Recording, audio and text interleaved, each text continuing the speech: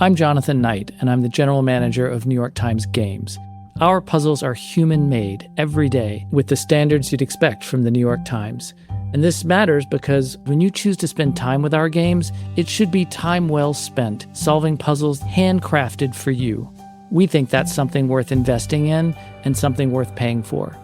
Subscribe now for a special offer on all of our games at nytimes.com/joingames. The first episode of this series is free, but to hear the whole thing, you'll need to subscribe to the New York Times, where you'll get access to all the serial productions and New York Times shows. And it's super easy. You can sign up through Apple Podcasts, Spotify, or wherever you get your podcasts. And if you're already a Times subscriber, just link your account and you're done. This is my first story as a journalist. I hadn't planned for it to be my last story, but it probably will be, given what's happened in the years I've been working on this. It's about a letter that surfaced in my city and had huge consequences for Britain. This letter launched 4 government investigations, changed our national policy, and ended careers. It's hurt some of the country's most vulnerable children. A letter that many people who've seen it agree is ridiculous. It's unsigned, undated. Didn't it look like a serious document, did it? It just seemed comical. Think, what the hell is this? I remember looking at it for some time thinking, what on earth is this? The infamous letter, was it written on parchment, in blood? So you're presenting me with a document that turned our lives upside down. I first learned of the letter in 2014. I wasn't a journalist then. I was a doctor who'd quit medicine, living in Birmingham, England, making my breakfast at 1 p.m, listening to the news, when I heard about the discovery of a secret communique between Muslim extremists. They were discussing a plot to infiltrate our city schools and run them on strict Islamic principles, potentially with the aim of radicalizing students. Someone had forwarded the letter anonymously to the local government, the Birmingham City Council, but it was missing the first and last page, so it was unknown exactly who wrote it or who they were sending it to. According to the intercepted pages, the plot had a code name: Operation Trojan Horse. I have to admit, when this story about Muslims in Birmingham first broke, as a Muslim in Birmingham, I was alarmed. It sounded possible. Kids across Britain, across Europe, were flying off to Syria to join this group called ISIS. And Birmingham has been home to quite a few terrorists. My neighbour was a terrorist. The guy who killed 5 people and then tried to run into Parliament with a knife. He did his planning in a flat above the Persian restaurant across the street from me. So I wasn't surprised watching as over the next several months, Operation Trojan Horse snowballed into a huge national story. A number of schools in Birmingham have been infiltrated by hardline Muslims. Headlines like Islamist plot, jihadist plot, alleging a conspiracy by authors. And the government responded with full force. The Prime Minister got involved, convening his cabinet to discuss the threat. The national government sent in a bunch of investigators, including Scotland Yard's former head of counter-terrorism, to look into 24 schools in majority Muslim areas of Birmingham. Like I say, it was all very frightening. Until a few months later, when the various investigators finally started reporting their findings, they'd found no plot called Operation Trojan Horse. They'd seen no signs that anyone had been radicalized, no evidence of violence or planned violence. They didn't bring any terror charges against anyone working at the schools they'd looked into.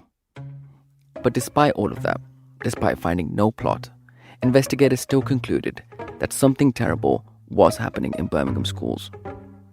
The letter helped them uncover that Muslims had influenced the schools in a dangerous way. Government officials snapped into action.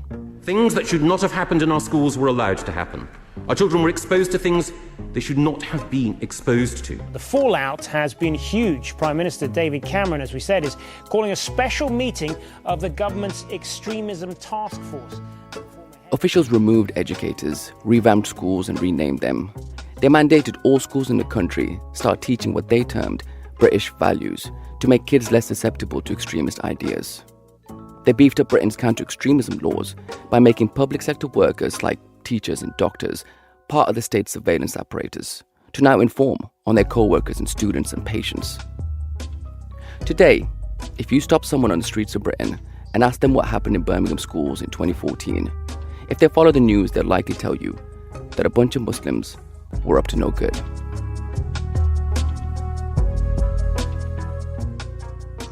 There is another version of this story, though. It's one less told and far less popular.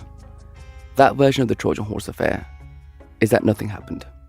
That these bearded brown educators were set up, and the nation fell for it. But it's always seemed to me that there's a simple way to figure out what really happened here. The letter. Even with all the government inquiries, no authority, none of the investigators, ever figured out who wrote it. Remarkably, none of them even tried. And that, to me, seemed like a pretty glaring oversight. The reason the country was looking at these schools with suspicion, the reason they were investigating them at all, was because this dodgy letter showed up, portraying the people who worked there as nefarious plotters, claiming they were sneaking Islam into schools like a Trojan horse. The letter is what put the idea in authorities' heads. So I didn't see how you could know what Operation Trojan Horse was or wasn't unless you got to the bottom of the Trojan Horse letter. Who wrote it and why? A few years later, I decided to go to school for investigative journalism. But my professor wasn't completely sold on a story I wanted to report for my student project, Operation Trojan Horse. This was investigative journalism. He wanted me to unearth something new, not rake over some years-old story. As a doctor, though, I'm familiar with the concept of a second opinion. So the night before my master's was set to start, I went looking for one.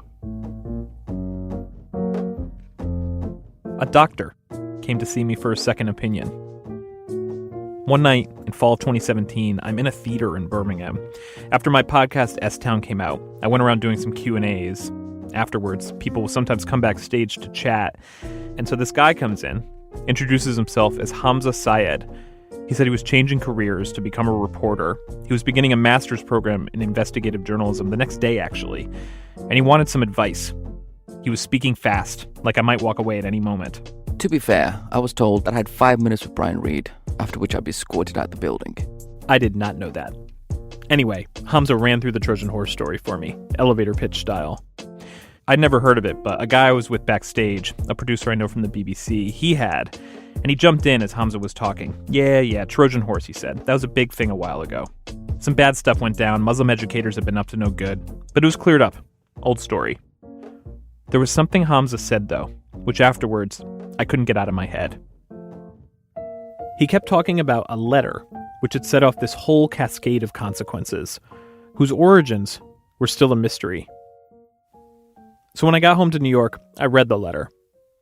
It looked like a caricature of a missive between two terrorists, filled with Islamophobic tropes about conniving and scheming Muslims. It's missing pages. Parts of it are too dark to read, like it got jammed in the Xerox machine. It instructs the recipient to destroy it after reading. It struck me as a funky document for a government to take seriously, especially because from what I read, the government hadn't even looked into who wrote the letter or why. There was a strange lack of curiosity about this instigating document. I thought to myself, it seems like somebody should try to figure out who wrote that thing. And then I thought, well, wait, this journalism student's doing that.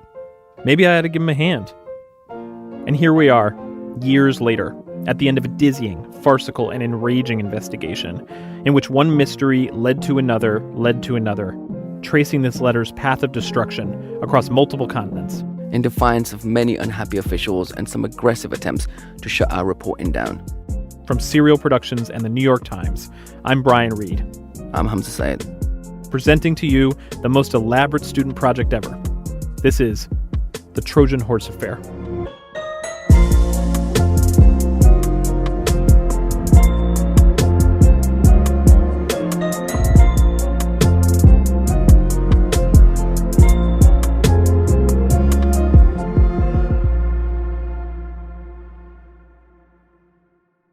I got the call from Brian while I was in class. My phone started ringing from a New York number. I asked my professor if I could take it. He said no.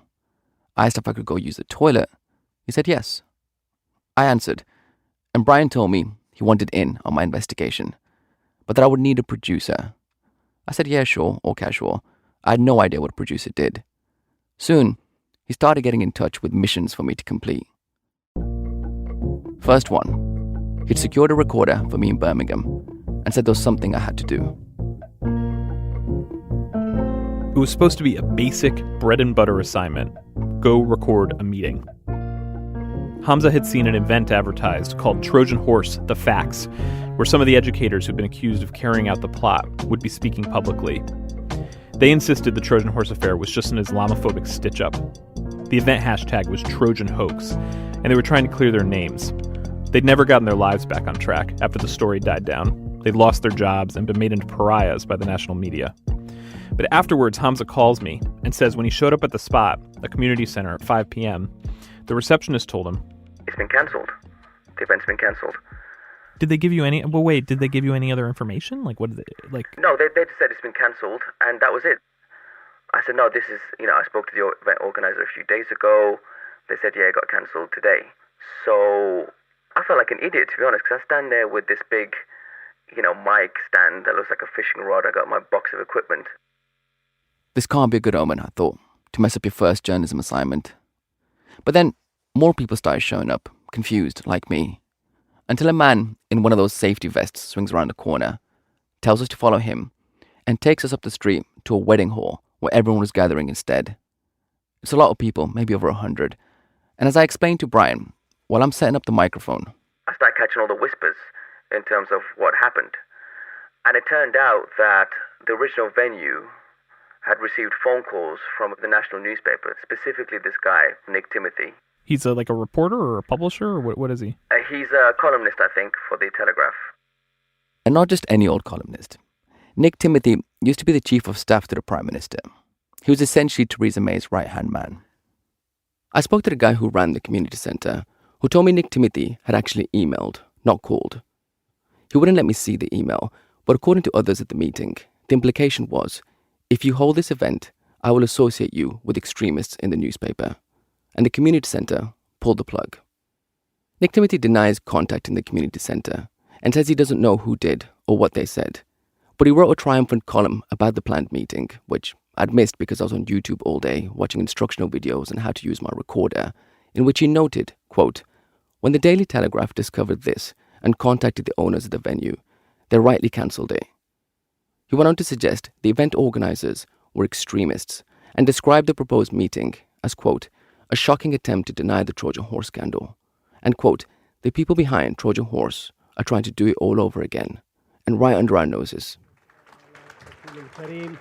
Good evening, ladies and gentlemen, and welcome to Trojan Horse or Hoax, the discussion and debate.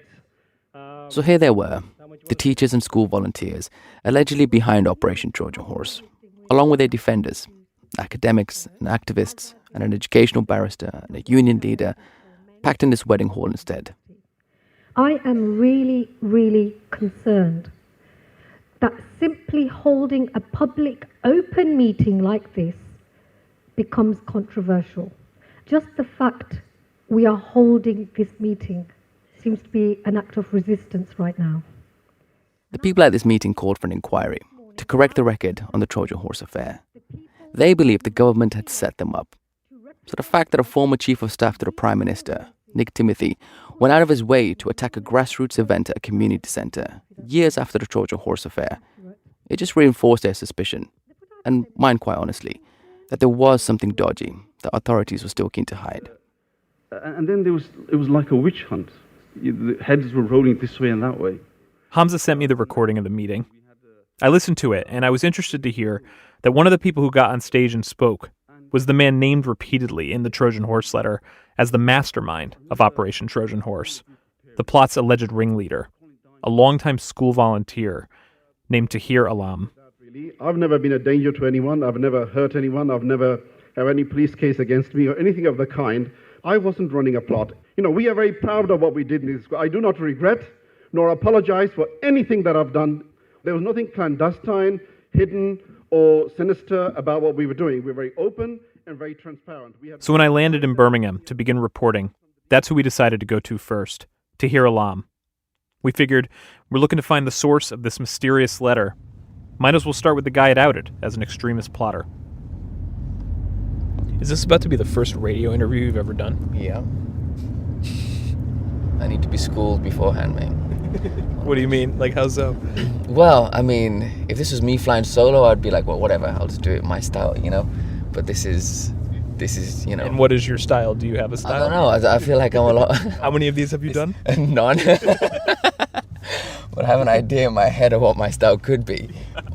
I think you're a lot more sensitive than I am, put it that way. Do you know what I mean? Like I'm the more sensitive one? So, don't you think so?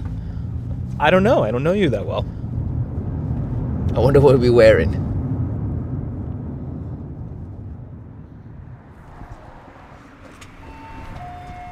Salam, Tahir. Hello. Hello. Ill-fitting button-down shirt, khakis. Welcome. Thank you. We're going to be in that room there. This really, room? So, We kick off our shoes. He shows us to a room at the front of his place. Sorry, you have to sit on slightly uncomfortable chairs there. Hamza and I squeeze behind 2 school desks meant for children. There are protractors lying around, a whiteboard with sketches of geometric shapes, a creative writing workbook titled Descriptosaurus. Tahir's converted this room from his garage into a tiny makeshift classroom, where it appears he tutors students quietly, because one result of the Trojan horse letter is that the government has banned him from ever volunteering or working officially in schools again. Tahir's in front of us in his office chair, confident, erudite, framed by his bookshelf filled with texts about Islam and British history. I pull a copy of the letter out of my backpack. You know, it's a completely anonymous letter, undated, claiming that there is a plot to take over and Islamize the schools in Birmingham, led by Tahir Alam, which is myself. But I speak from a vantage point where I actually know the truth. I know the reality. Tahir denies being an extremist. He denies engineering a plot. He says the reality is that rather than corrupting schools as a radical conspirator, he, a first-generation immigrant from a poor Pakistani family, was responsible for one of the most miraculous school turnarounds in British education. Until, he says, the letter arrived and destroyed him. The story of this turnaround, it's not a secret. It's one Tahir shared with journalists before.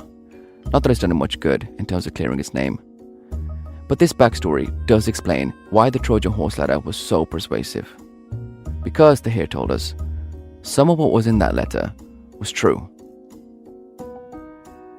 Tahir begins the story one night in 1993 when he's watching TV and a show caught his attention. I just happened to be just lying on the sofa, really, and the program came on. It was a documentary, part of the BBC series Panorama. 9 times out of 10, I would switch to something else. But I was just sitting there and I started watching. Britain's new underclass is Asian and it's Muslim. A once tightly knit community is now in crisis, with drug abuse, crime and family breakdown on the increase. And the title of this documentary was Underclass in Purdah. In tonight's Panorama, we investigate an underclass in Purdah. Purdah meaning, cover. Meaning a veil, if you like. Underclass in the veil, yeah? In tonight's programme, we lift the veil on this new underclass. A report from the documentary opens with shots of brown men skulking around dark cobblestone streets in a Muslim neighbourhood in what the correspondent calls the Muslim ghetto. At night, it doubles as the local red light district. It's a seedy world of vice and illicit drug dealing. Lurking in the shadows is a new Manningham phenomenon, the Pakistani pimp. He's like a regular pimp, but in a kurta. Part of the documentary takes place in Tahir's neighbourhood in Birmingham, called Alam Rock, on the east side of the city. It's one of the poorest areas in England and is majority Pakistani and Muslim. If you're not from Birmingham and you're not brown, you may have heard that Alam Rock is a great place to find a terrorist. If you're not from Birmingham and you are brown, you'll have heard Alam Rock is a great place to find a wedding dress.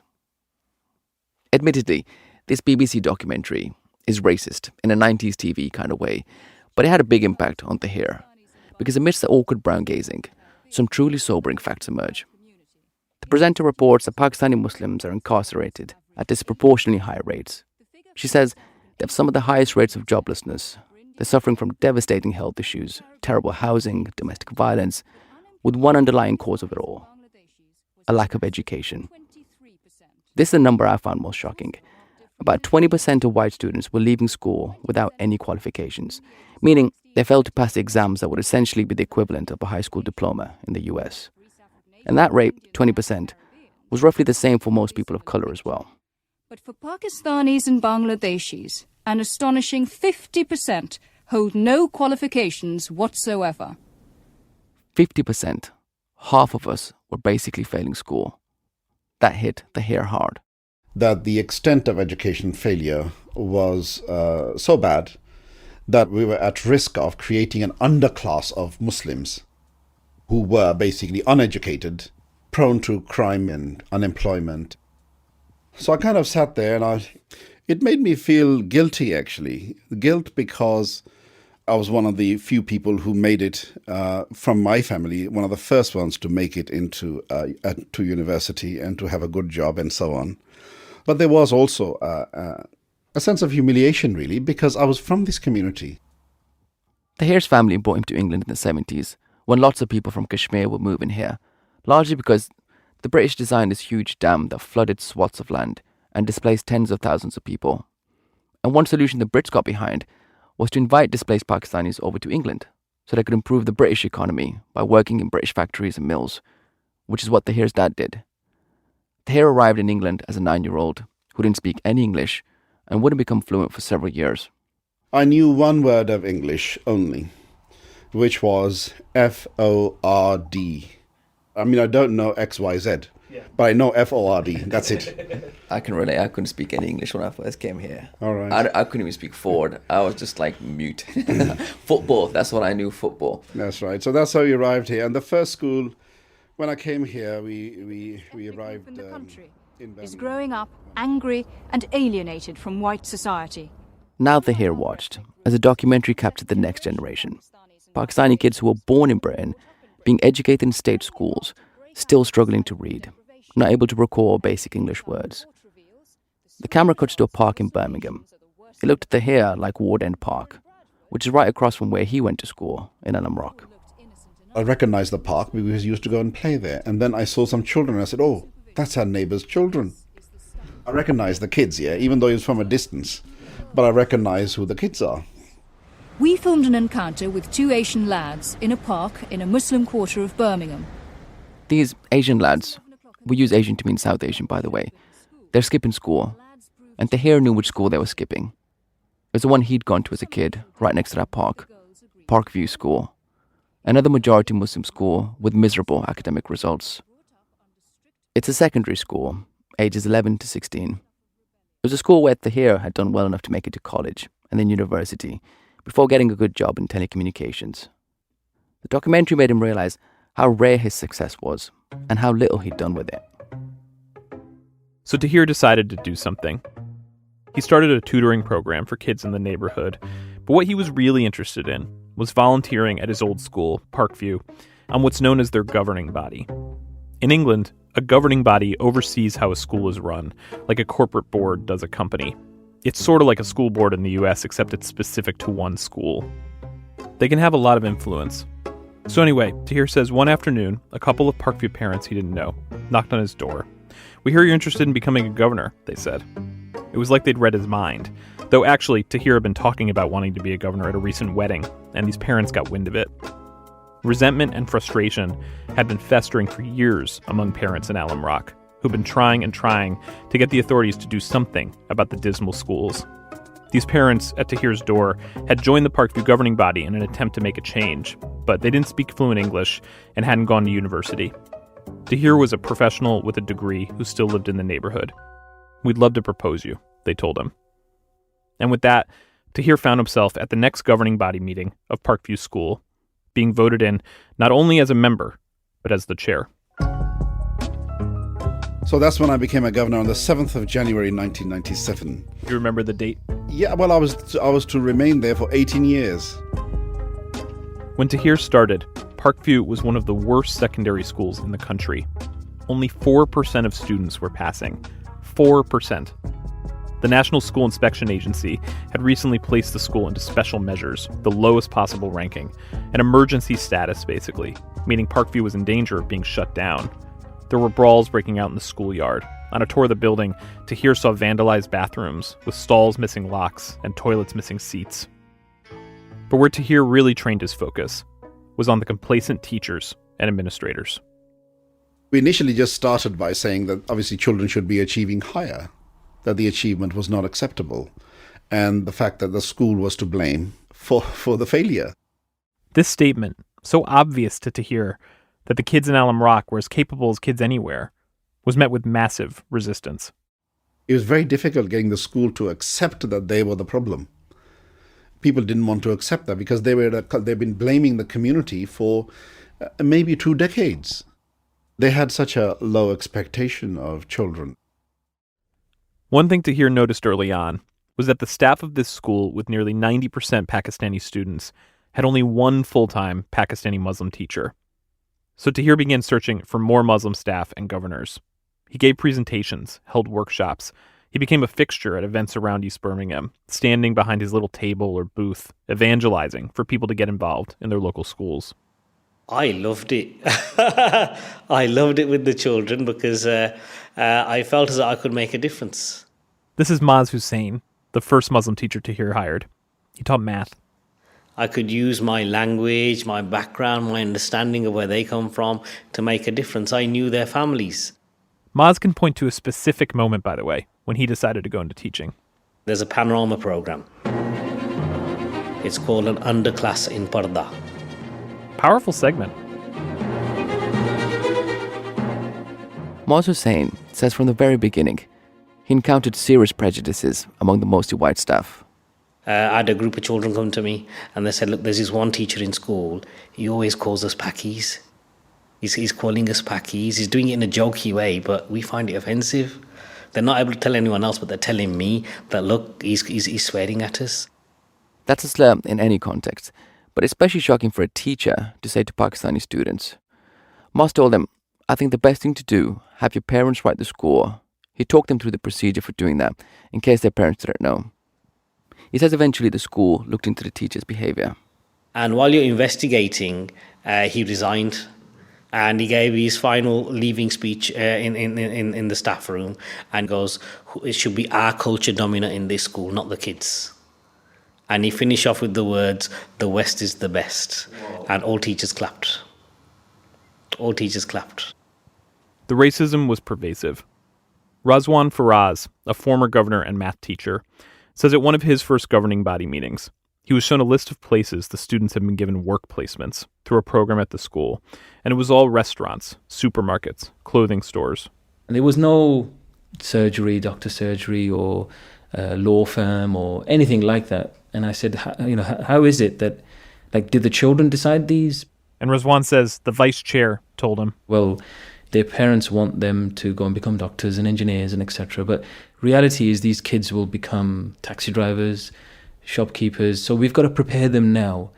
And for a good while I was struggling to process what he was saying. This is me, a brown person, a Muslim, and he's saying to me that they deserve to have these kind of jobs. This is this community's role in society, basically. Right. That's right. We just failed the kids. And didn't even feel bad about it. We didn't even feel guilty. John Broccoli was one of the non-Muslim teachers at Parkview. He was a math teacher who'd been there since the 80s. He was frank with us about the bigotry that he and his colleagues held towards the students and their families. We thought that we were a superior culture, and we looked down. We looked down on these people who didn't know about education. You're talking about yourself here? I'm talking about myself, but I'm also talking about, many of the people that I work with. The teachers' attitudes are documented, by the way. A former head teacher of Parkview, a head teacher is what we Americans call a principal, did a master's thesis while he was at the school, for which he collected opinions from the staff, including from John, as to why Muslim children were drastically underperforming compared to their peers. In the thesis, teachers say the kids' parents are ignorant, wrongly claim the students don't speak English. The teachers try for a while, one teacher said, but end up feeling like, who gives a damn? That's a quote. It makes John cringe to think back on it. It's only when you move away from a situation like that you can realize how awful it is. I don't normally think about this sort of thing because it's too embarrassing. Once we created the shift in the belief of the teachers, then the job became much easier. Tahir says, by the early 2000s, Parkview was changing. The school began taking basic but transformative steps, setting individualized achievement targets for each student that followed them from year to year, and preparing students for qualifying exams, which amazingly hadn't happened before. The school started awarding trophies for good marks, inviting parents to ceremonies when their kids did well. Tahir and the governors hired a new head teacher, a non-Muslim woman from a girls' school, who embraced Parkview's new aspirations. Test scores started to rise, students were heading to college, Parkview's reputation was turning around. But there were other changes Tahir instituted at Parkview, which later officials would view as suspect. Changes that investigators would point to as the trademarks of Operation Trojan Horse. That's coming up. This is Sarah Koenig, host of the Serial Podcast. If you're already hooked on this show, then maybe I don't need to say anything else here except if you want to hear the rest of it, subscribe to the New York Times. The end. But for those of you who have questions, chiefly why? Why do I have to pay for this? I'm glad you asked. If you've listened to Serial shows, you know our stories are inventive and expertly reported. Nobody makes them like we make them. But to make them like we do, it's pretty expensive. You need producers, reporters, editors, sound engineers, fact checkers, not to mention the software, the computers, the travel costs, everything. The way we used to pay for all that was with ads, which, great. But unfortunately, ad sales aren't always reliable, and we just can't cover the full cost with ads anymore. So that's why we're asking you to directly support us with a subscription. With a subscription, you get a lot. You can listen to the entire Serial archive, all our previous shows, plus early access to our new shows, and all the other shows and bonus content produced by New York Times Audio. There's an audio-only subscription, or if you want to go big, which I recommend, you can subscribe to all of the New York Times and get access to all the great journalism, plus the games, cooking, Wirecutter, the whole thing. So please, subscribe to the New York Times. You can do it through Apple Podcasts, Spotify, or wherever you get your podcasts. This podcast is supported by MIDI Health. Are you in midlife feeling dismissed and unheard by the healthcare system? You're not alone. For too long, women's midlife health issues have been trivialized and ignored. It's time for a change. It's time for MIDI. MIDI is the only women's telehealth brand covered by major insurance companies, making expert care accessible and affordable. MIDI's clinicians provide one-on-one consultations where they truly listen to your unique needs, offering data-driven solutions tailored for you. At MIDI, you'll feel seen, heard, and prioritized. Visit joinmidi.com to book your insurance-covered virtual visit. That's joinmidi.com. MIDI, the care women deserve. I'm Paul Tenorio. I cover soccer for The Athletic. And I'm Amy Lawrence. I cover football for The Athletic. Whatever you call it, the biggest competition in the sport is happening right now. And The Athletic's World Cup coverage has everything you need to follow the tournament. There's 48 countries taking part, from the tiny island of Curacao to the 5-time champions Brazil. Even if you don't know your offside from your onside, if you're eager to know more about the teams, the matches, all the stories on and off the pitch, we've got you sorted. Maybe you're the kind of person who's already up early every weekend, waking the neighbors when your favorite club scores. We'll make sure you get equipped with more information, more insight than anyone you know. We've got more than 70 obsessive reporters on the ground, covering the ins and outs from every game.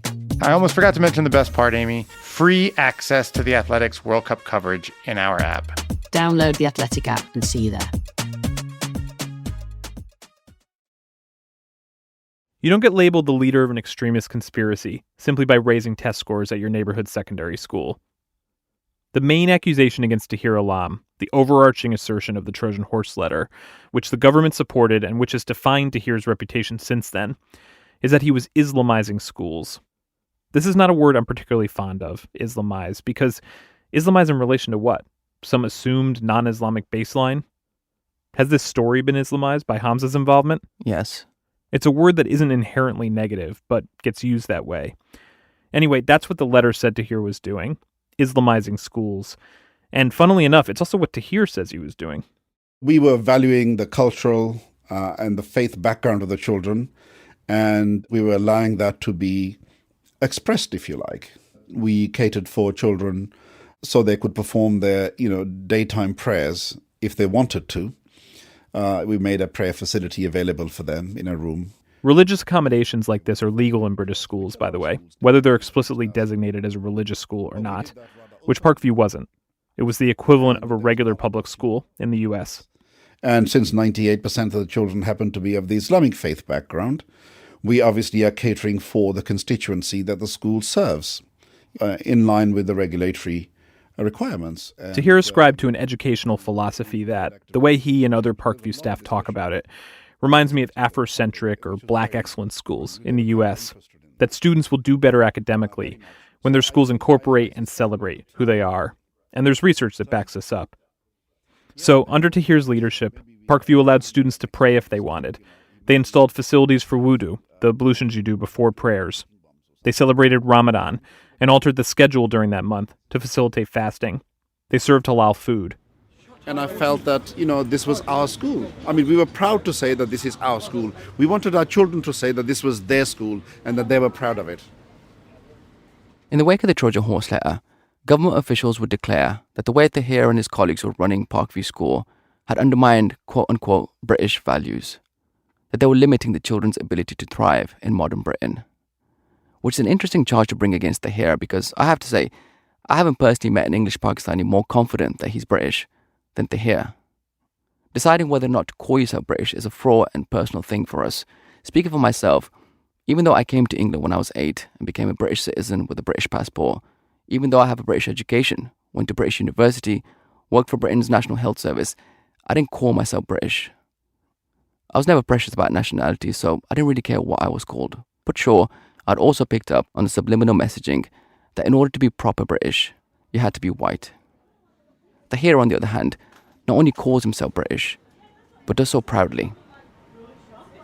I got to talking to Tahir about this one day. He and Brian and I were getting tea at my favourite chai shop on Alamrock Road. This is the hangout. And as we sat outside in one of the main thoroughfares of Islamic Britain, around the corner from where Tahir grew up, with double-decker buses passing by sweet shops and fabric stores and halal chippies, I told him my reason for why I'd finally, only recently, started calling myself British. So for a long time, I never called myself British. I was about 30. I'd been reading a book about the British Empire, and I learned how rich India, which at the time included Pakistan, was, according to some economists, before the Brits took control. I believe the statistic is roughly it controlled about 24% or something like that of the world's economy at the time. 23% of the world's economy. Right. It was the richest nation in the world. Right. 24% of the world's economy is roughly what the US controls today. I know this is somewhat of an apples and oranges comparison because the world wasn't organized into a globalized economy back then, but it does show how rich India was in relation to other countries at the time. When the British left the Indian subcontinent after some 200 years of economic exploitation, India and Pakistan were among the poorest nations in the world. I didn't learn this stuff in school because Britain's colonization of a quarter of the planet is not a compulsory part of the national curriculum, which is why I only discovered it as an adult, that so much of the wealth I saw in Britain was actually extracted from the place I come from. And so from that point onwards, I've started calling myself British. I was just like, well, I'm British. I own this country. This is my money with which you have raised everything around me. Yeah, so that's very similar to the position I'm arrived at. Except for me, proclaiming I'm British is somewhat of a finger in the eye. For Tahir, it's sincere. It also came to him later in life. He says he was at an event held by a British Muslim organisation, and they began saying very clearly, you're never going back to Pakistan. Your children are never going to move back. It's not gonna happen. That's what you had been thinking up to that point. Yeah, because our parents spoke like that to us. Our homes are in Pakistan, we are Pakistani. Our parents spoke to us like that. My father never told me we are British, because that's not what he felt. He lived in Pakistan most of his life. Why would he say that? So the people at this event were saying, you live here now. We were part of this country, and that it was important as Muslims we should benefit to this country. So ever since then, I've been kind of dissing the idea that we are other, that we are outsiders, that we don't belong here. Islam is part of Britain. It's not alien. I don't accept that. Can you see? So this is why, So for Tahir, not only was incorporating Islam into the school an academic strategy, it was also a British value. it was really nice for me. It was that during I'm school. doing something at home and now my school is helping Yeah, me. like I didn't want to to have a different life at school. Like if I'm praying at home, I want to pray at school too because the prayer. These are two students who graduated from Parkview in 2014. We're not using their names because such is the stink of the Trojan horse scandal. They don't want potential employers to know where they went to school. They actually keep it off their resumes. When Hamza and I met them, 4 years after they graduated, they were both studying law at university, some of the first in their families to go on to higher education. They've been best friends since school, the kind of friends who don't need words to communicate. Are you talking about, yeah. I don't know if I should... that... We're telepathic, basically. The students told us about these assemblies they would have in the mornings, which included religious teachings and sometimes prayer. So there was this one... This is something that as an American made me do a double take when I first heard about it. The idea of teachers in a public school leading prayers during an assembly is not normal to us. But in Britain, there's no separation between church and state. The Queen is head of both. So not only is prayer allowed in schools, some form of worship is legally mandated in all schools that are publicly funded. Schools don't always adhere to this, but students are supposed to take part in what's called a daily act of collective worship. By default, it's supposed to be broadly Christian in character, but schools can apply to change it to other faiths if that better suits their students, which is what Parkview did. It got approval for its worship to be Islamic. The students told us at Parkview's assemblies, they would sit in the main hall, and a teacher would tell parables or lessons, usually from Islam, but other faiths too. Do you guys remember actually learning things in these assemblies, or did they make you think, or were they just kind of boring teachers, blah, blah, blah, blah, blah, like, you know? I really enjoyed those assemblies because I didn't learn this from anywhere else. Like They still remember this one assembly all these years later about charity. Talking about charity, and they say when you're giving charity, put your hand in your pocket and take it out. Don't look at how much you're giving, just put it in. Don't count what you're giving and what you have left, because when you give, you receive tenfold. Yeah, and charity does not make you poor. Quite literally, like sometimes when I see somebody who's asking for money and things like that, I'll put my hand in my Take purse. it out. I'll take it out and I don't look at what's in it. I do that all the time. Just because I remember that one teacher, he literally said it like that. Like that. Yeah. Give so that your left hand doesn't even know what your right hand gave. Yeah. When Tahir became chair of Parkview's governing body in 1997, 4% of students were passing. By 2010, that number was 71%, a 17-fold increase.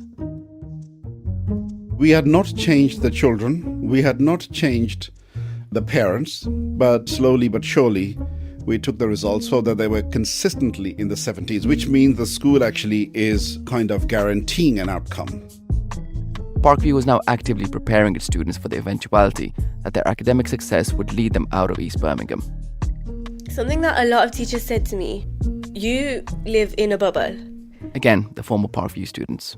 And I was like, what do you mean? And they were like, you live in an Asian community, you go to an Asian school, you're very safe, you don't know what it's like to branch out. I remember we learned about the population and how it's divided in UK.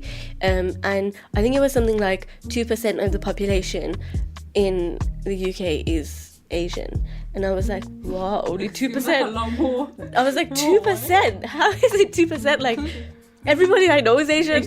Every person that I've come across is proud. Yeah. How is that possible? So it was so odd.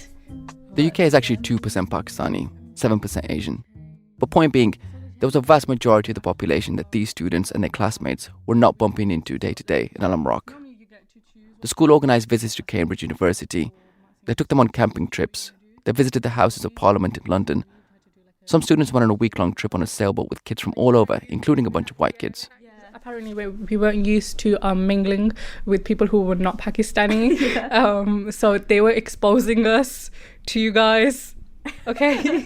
You're looking at me. This is what they were preparing us for. No. You guys. Parents clamoured to get their kids into Parkview. The school had a waiting list. We were, given all kinds of accolades nationally in the press. We had officials coming in and out of our school, really. They're saying, what are you doing? Perhaps we can learn something. And they invited us, actually, that why don't you support other schools? Tahir became well regarded in education circles. And over the years, he expanded his reach beyond Parkview. He was certified as an inspector for Ofsted, the agency that monitors and rates schools in Britain. The Birmingham City Council hired him to train other governors throughout the city. The National Department for Education even asked Tahir and his colleagues at Parkview to take over 2 other troubled schools in East Birmingham, which they did. Tahir was invited to tea at 10 Downing Street and met Prime Minister Tony Blair. Back in Birmingham, though, some people resented him. Yeah, he had made enemies of a lot of schools in the area. He became, hated amongst a lot of people. Moz Hussain, who became Parkview's acting head teacher around this time, was a full supporter of Tahir's.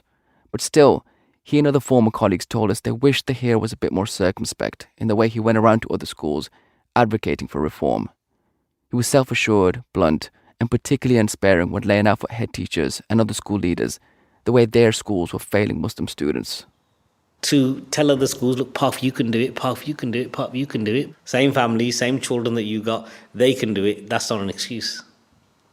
We used to tell Tahir off for this a lot. Stop using us as a beating stick because it's isolating us amongst other schools. He was actually pointing the finger and saying directly to head teachers, you're not doing a good enough job here for these kids.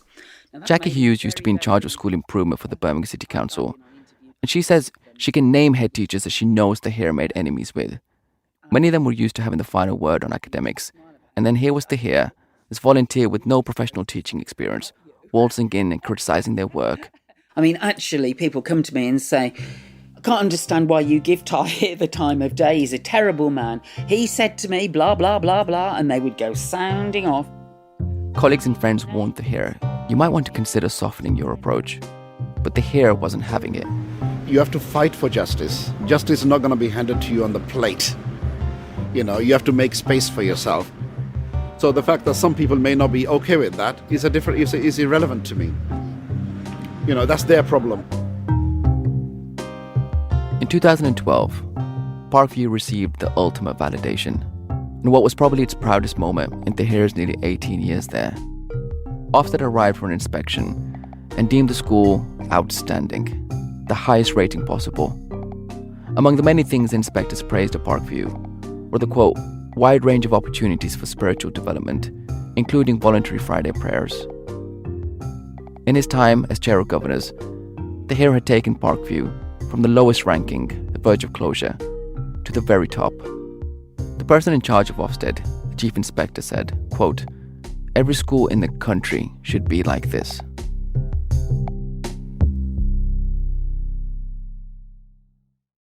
Less than 2 years later, on November 27th, 2013, an envelope arrived on the desk of the leader of Birmingham City Council, a man named Sir Albert Bohr. Inside was a cover sheet addressed to him, marked very important, confidential. Mr. Bohr, it said, this letter was found when I was clearing my boss's files, and I think you should be aware that I am shocked at what your officers are doing. You have 7 days to investigate this matter, after which it will be sent to a national newspaper, who I'm sure will treat it seriously. Sincerely, A.N. Anonymous, presumably. Behind that note was the Trojan horse letter. 4 poorly copied pages, shadows at the edges, instructions to destroy after reading. The letter was written as if from a collaborator of Tahir's, describing a conspiracy Tahir had been running to take over and Islamize schools by deception. It took weeks for Tahir to learn about it. He heard rumors there was a mysterious letter making its way around Birmingham, around the city council and to head teachers in town, which named him as the orchestrator of a plot. One of Tahir's friends rushed to his house to tell him that he'd been getting a haircut over on Washwood Heath Road, and afterwards his friend's barber had beckoned him into the back room of the shop and showed him a copy. Tahir did not know what to make of it. Finally, he got a hold of the document himself. Obviously I was thinking, what is the source of this letter? Who wrote this letter? Why was this letter written is what's ringing in my head. The front page was missing, so there was no dear whoever. It just started as if it had been going on for a page or more already. And the letter ended mid-sentence too, with the phrase, I would also like. So there's no sign-off, which meant Tahir couldn't tell exactly who it was supposed to be to or from. But whoever wrote the letter said explicitly, Tahir and I. It's supposed to be from somebody who knows me well in Birmingham, and he's talking to somebody in Bradford. Another British city that's home to a lot of Muslims.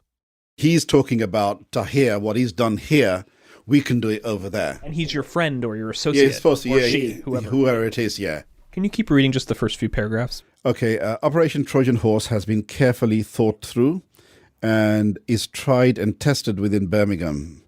Tahir and I will be happy to support your efforts in Bradford. This is a long-term plan and one which we are sure will lead to great success in taking over a number of schools and ensuring that they are run on the strict Islamic principles. In Birmingham, the benefits... The main tactic of Operation Trojan Horse is to target head teachers at the schools you want to take control of, to make their lives so miserable that they'll resign or else be fired. At which point, you can install your own people, who will implant Islamic extremism in the school. The author gives several examples of schools in Birmingham where Tahir and his cronies were supposedly in the middle of doing this. We have caused a great amount of organized disruption in Birmingham, the letter says, and are on the way to getting rid of more head teachers and taking over their schools. While sometimes the practices we use may not seem the correct way to do things, you must remember that this is a jihad, and as such, using all means possible to win the war is acceptable. What was your feeling or your attitude? Were you laughing at it? Were you actually kind of taking it seriously and frightened? The claims, I wasn't laughing actually because I knew the serious nature of the allegations that were being made. But as far as the claims themselves were concerned, they were laughable. So I knew that there was something not right about what was going on here. Tahir contacted the Birmingham City Council, where the letter was first sent. He'd done training for them for years. And I said, look, I work for you, and this letter apparently is going around, claiming certain things, and I'm surprised that you haven't spoken to me to at least to get my view on the matter. At least ask me to explain, or if I know anything, or whatever, or something. And the gentleman there, actually, from the city council, he said, Mr. Alam, to be very honest with you, we don't think anything of the letter. We think it's a completely bogus hoax letter. And we don't believe there is any truth in it, and therefore we didn't take any action. We didn't do anything with it. Did you feel reassured by that, or how did you... Not really, no, because then the letter began to be printed in the national media as well. Someone leaked the letter to the Sunday Times of London, and from there it became a frenzy. One story turned to two, turned to dozens, in the Daily Mail, the Telegraph, the Spectator, Sky TV, many of them giving credence to the letter, saying that extremists like Tahir had allegedly been infiltrating UK schools for years. Reporters camped outside Parkview. They stalked Tahir down the street. We tried to put these allegations to the Academy's chair of governors, but Tahir Alam turned up at his house. Hello? Hello, Mr. Alam? Mr. Alam? Hello? The government kicked into gear too. Investigators swarmed Parkview. Ofsted, the school inspectorate, arrived for 2 surprise inspections. And then we had the Education Funding Agency investigation, which was about 10 days, I think. They were in there for 10 days. And as soon as they left, we had the PwC, PricewaterhouseCoopers, a big outside auditing firm, looking into the financial affairs of the school. So then we had them for 5 weeks in the school as well. I said, what are you looking for? I said, please, what are you looking for? You've been here 3 weeks. You must have a family. There was more. The Secretary of State for Education called in England's former counter-terror chief from Scotland Yard, a man named Peter Clark, and the Birmingham City Council appointed its own special investigator, and they scrutinized Parkview, along with 20-some-odd other schools in Muslim neighborhoods. In the middle of the melee, some politicians and journalists were saying that the letter itself was likely a hoax. There were some obvious factual inaccuracies. Yet the government believed it still warranted this action. Honestly, I don't think any authority explained this logic with much clarity at the time, but my understanding of how the thinking went is that even if the letter itself wasn't an actual communique between 2 real-life conspirators, it could still be pointing at a real problem. Even if it was fiction, the thinking went, the letter could have been fabricated by someone who had legitimate concerns about Muslim extremists scheming and wielding influence in schools, and maybe the letter was their creative way of raising an alarm. So rather than look into who wrote the letter and why, instead the government put out general public calls for information about these schools, and people started coming forward, mostly anonymously, with complaints. Again, investigators found no evidence of radicalization, no evidence of violent extremism, and no plot. What emerged instead was a kind of grab bag of Islam-adjacent allegations. Many of the same things authorities had celebrated up to that point, But apparently now we're seeing in a different light. Like, these educators weren't merely allowing students to pray, they were pressuring them to pray. They weren't innocently recruiting brown Muslim staff. They were hiring their buddies who thought the same way as they did, and possibly discriminating against non-Muslim candidates in the process. School governors, including Tahir, they weren't holding head teachers to a high standard. They were pressuring them, harassing them, and exercising more power than a governor was supposed to. Investigators also said they'd found instances of intolerance towards LGBTQ people and unequal treatment of women and girls. They said Parkview had held assemblies and invited speakers with anti-Western views, and that Tahir and people aligned with him allegedly subscribed to, quote, an intolerant and politicized form of extreme social conservatism that claims to represent and ultimately seeks to control all Muslims. All of this, as the then Secretary of State for Education put it, as she presented the findings on the Trojan Horse letter to Parliament, meant that students, instead of enjoying a broadening and enriching experience in school, young people are having their horizons narrowed and are being denied the opportunity to flourish in a modern, multicultural Britain. We see them face. It is for this reason, and with deep sense of injustice and sadness, that today we are announcing our intention to resign our positions at Parkview Educational Trust and allow new members to assume responsibility. After months of scrutiny, in early July 2014, Tahir, looking tired and stressed, stood at a lectern outside Parkview's gates and resigned. Tahir told us he and the other Parkview governors only agreed to do that because the Department for Education promised that the head teacher and other on-the-ground leadership of the school would be kept in place.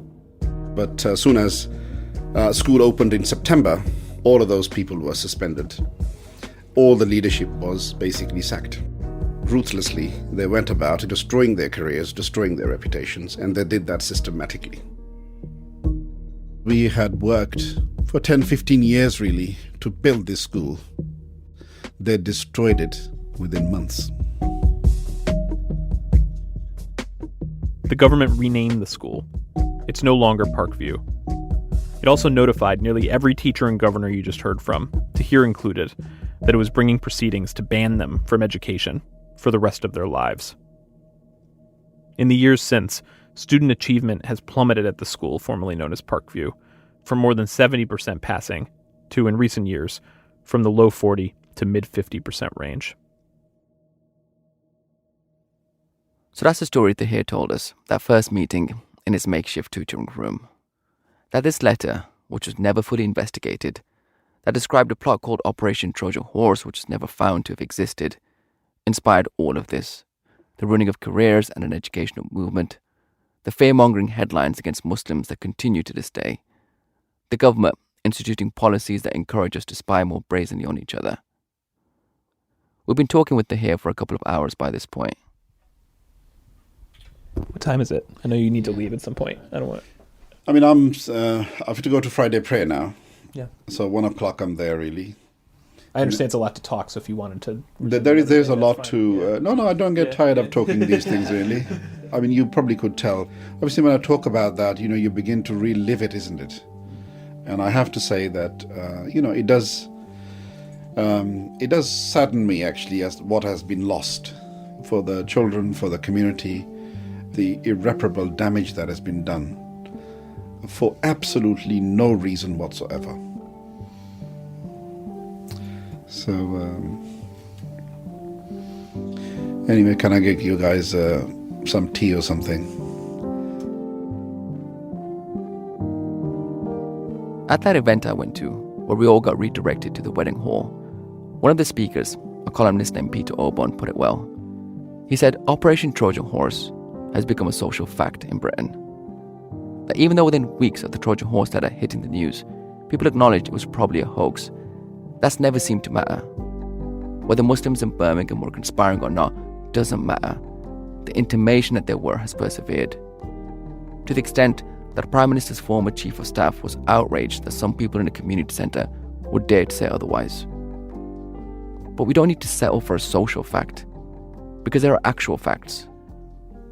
Why, up to this point, has no one cared about who wrote this letter and where this letter came from? Well, that's my question. That's my This question. is what I've been arguing. This is why I went to the police to see what they could do. This is what I wrote in my letter to the Birmingham City Council, that you need to get to the bottom of who wrote the letter. This is what I wrote to the Department for Education as well. You need to get to the bottom of the letter. Who wrote the letter? Because that will then unravel why the letter was written. You see? So this is what I have been arguing. But Department for Education is not interested. The police are not interested. The Birmingham City Council is not interested in answering that question. Why? Because they have used this letter, and on this hoax, they have built so much policy. Do you think now they want to launch an investigation into the letter to have it proven that it was written for completely different reasons? Yeah? How would that make them look like? A bunch of monkeys.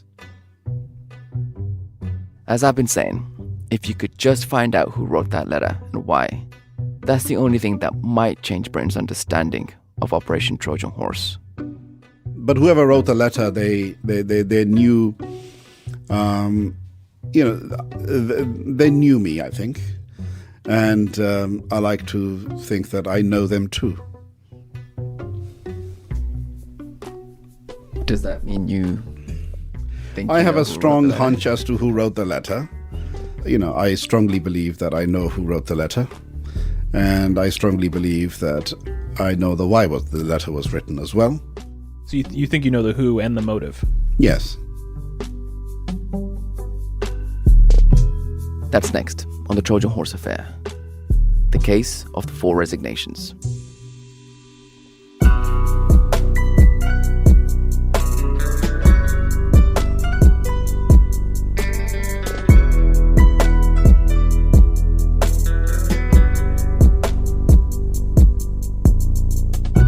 The Trojan Horse Affair is produced by Hamza Syed and me, along with Rebecca Lax. The show is edited by Sarah Koenig, additional editing by Ira Glass, and by our contributing editor, Aisha Manazar Siddiqui. Fact-checking and research by Marika Cronley and Ben Phelan. Original score by Thomas Meller, with additional music by Matt McGinley and Stephen Jackson. Sound design, mixing, and music supervision by Stephen Jackson and Phil Domahufsky at the Audio Non-Visual Company. Julie Snyder is our executive editor. Neil Drumming is managing editor. Supervising producer is Nde Chubu. Executive assistant is Alberto De Leon. Sam Dolnick is an assistant managing editor of the New York Times. Audio is provided by NBC Getty Images. Special thanks to my journalism professor, my Yoda, Richard Danbury, Kimberly Henderson, the Barclay Agency, Kenneth Pomeranz, Greg Clark, and John Holmwood, who along with Teresa O'Toole authored an in-depth book which was very helpful to us called Countering Extremism in British Schools, The Truth About the Birmingham Trojan Horse Affair. The Trojan Horse Affair is made by Serial Productions and the New York Times.